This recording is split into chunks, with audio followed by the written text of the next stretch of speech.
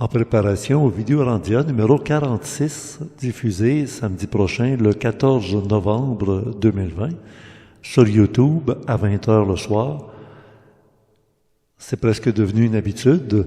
J'ai un contact avec Jean Deflore le jeudi après-midi et j'étais justement à la fin de l'enregistrement de l'émission avec Joseph Stroberg, auteur du livre Résurrection en terre étrangère. Nous parlerons de l'humanité, inhumanité, en voulant dire de l'intérieur de l'humanité. Et Jean Deflore nous a téléphoné comme ça, subrepticement. Voici l'enregistrement de cette communication. On sait qu'actuellement aux États-Unis, le recomptage des bulletins de vote dans plusieurs États favorise Donald Trump. Ce que Jean avait toujours préconisé. Alors, est-ce qu'il y aura des développements inattendus pour plusieurs et prévus par Jean Deflore?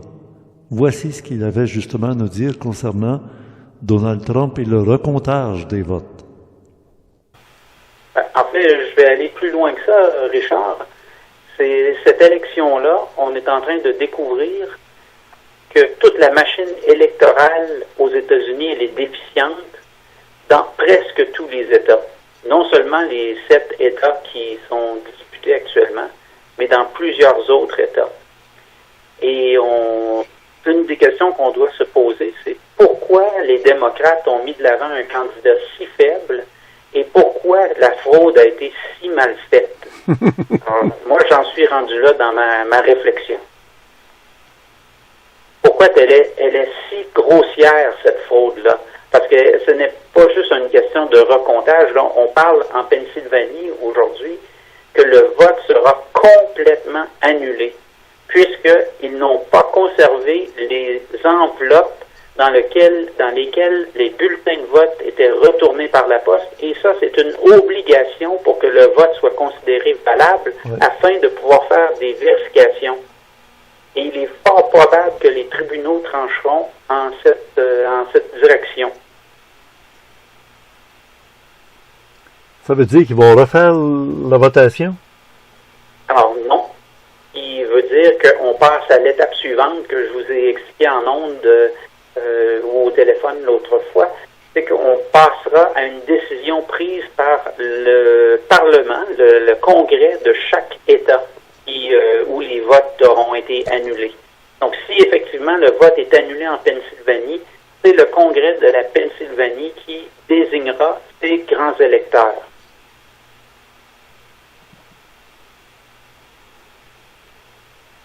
Souhaitons qu'ils vont être respectueux de l'opinion de la majorité de leurs concitoyens et non d'une arnaque pour, encore une fois, caler et faire disparaître Trump, car on nous dit ici au Québec que Trump, c'était la joie, le champagne a coulé à flot le soir où Biden a laissé entendre qu'il avait été nommé, c'est samedi soir dernier, là. Alors, là, ce que je fais... Joseph Stroberg, inquiétez-vous pas, là, on va continuer l'émission dans quelques minutes. Je profite de la présence de Jean, mais je vais faire ce que j'ai fait l'autre fois. Je vais présenter ça sous forme de le téléphone avec Jean. Es-tu d'accord avec ça, Jean? Oui, je coupe les bouts que je dis là. Je vais garder comme... On a reçu un coup de téléphone de Jean. Voici ce qu'il avait à nous dire. Alors qu'on est en train d'enregistrer l'émission avec Joseph Stroberg pour samedi. Puis, juste en finissant avec toi, Jean, je vais demander à Joseph qu'il me donne sa réaction immédiate. Puis, ça va faire partie de ce téléphone que je vais mettre en ondes dès ce soir pour tout le monde. Tu me suis-tu, Joseph? Et puis, en même temps, oui. Okay. Richard, dans cet enregistrement-là, en quoi consiste l'émission de samedi? Ben, grosso modo, c'était avec Joseph qui... j'avais besoin de décanter sur les élections américaines, passer à autre chose sans que ce soit autre chose. C'est-à-dire, on parle pas du rôle puis de l'État des États-Unis, on parle plutôt d'une prise de conscience qu'on est dans un monde là où il y a des choses qui sont en train de se mettre en place.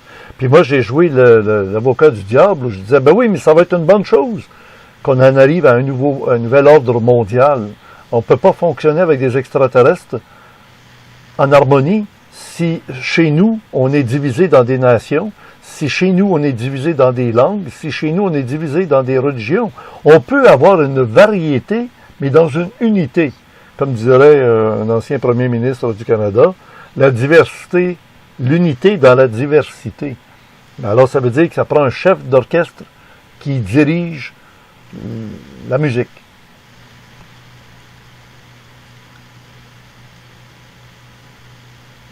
Et ce silence, c'est une gracieuseté de...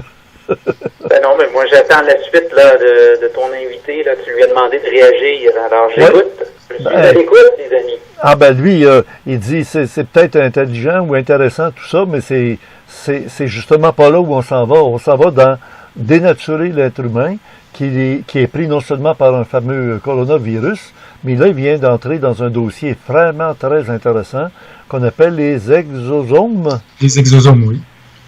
Explique-lui en 2 mots. Tu sais ce que c'est, toi, Jean? Non, mais laissons le suspense et on écoutera samedi. Oui, bravo. Et toi, de ton côté, Jean, ton message est donc tout va suivre son cours tel que tu l'avais vu venir et envers et contre tous, encore une fois, notre Jean de Flore, il avait vu juste. Et ça va se concrétiser. Dans combien de temps tu penses-tu que ça va être fait pour que le 20 janvier 2021, Trump conserve sa Maison-Blanche à laquelle il n'a pas enlevé une seule toile des murs, aucun bureau, aucun vêtement n'a quitté les tiroirs de la Maison-Blanche. Il est encore chez lui à la Maison-Blanche, là, ce fameux Donald Trump. Effectivement. Et puis, comme j'ai dit dans cette courte entrevue-là, on aura à se poser la question.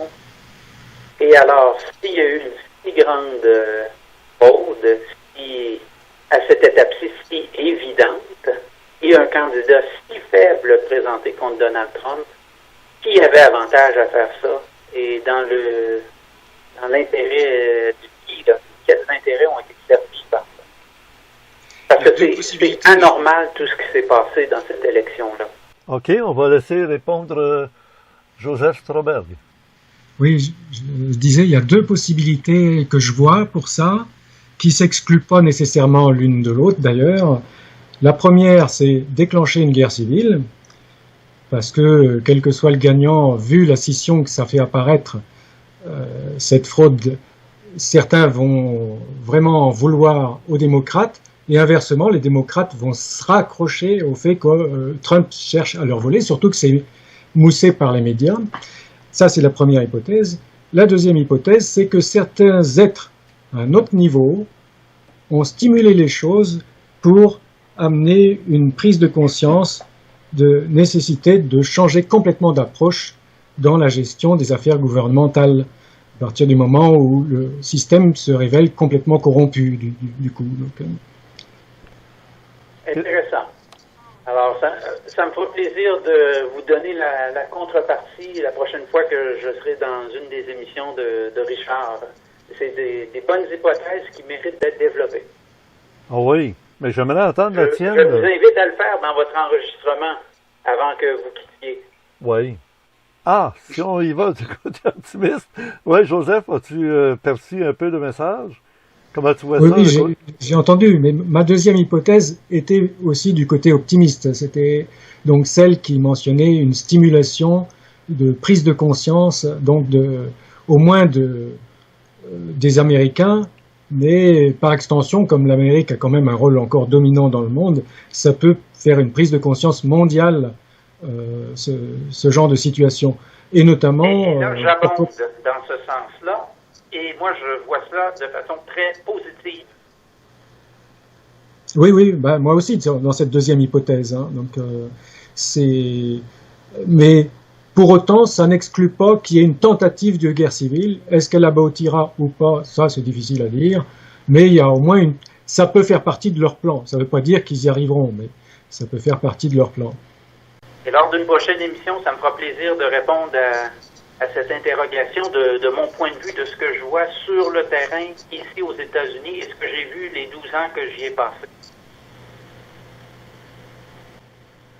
Ben, c'est prometteur, ouais. Alors, pour la semaine prochaine, mon Jean, ce sera peut-être toute l'émission ou peut-être une partie de l'émission qui te sera accordée dans le temps. On verra, Richard. J'aime mieux pas faire de promesses. On verra comment se déroulent les événements. Peut-être une petite intervention comme celle de cette semaine, sans plus. OK. Oui. Bienvenue. Toujours bienvenue. Ça me fait plaisir et ça m'a fait grand plaisir de vous connaître. Et puis, à la prochaine, tout le monde. Oui, merci. Merci, Jean.